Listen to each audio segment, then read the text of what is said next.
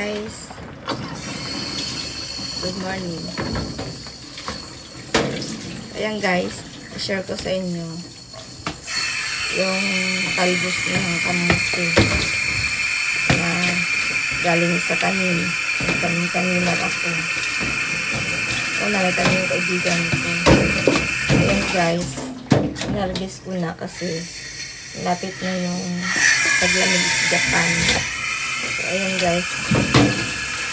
Pakita ko sa inyo kung gaano kadami ang aking harvest. Ayan. Kita niyo guys. Ayan. So, ang dami kong harvest ngayon guys. Ayan. Pakita ko sa inyo. Ayan. So, aking anin yan. Ayan.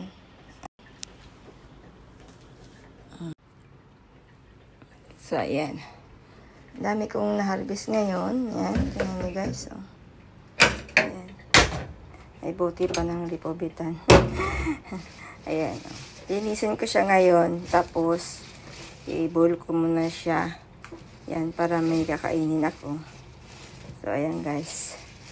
Thank you for watching guys sa aking YouTube channel. Pa-like and subscribe. And comment sa baba lang. Kung ano man sabi nyo. Kung may tanim ka, may aanihin ka. Diba guys? Oh.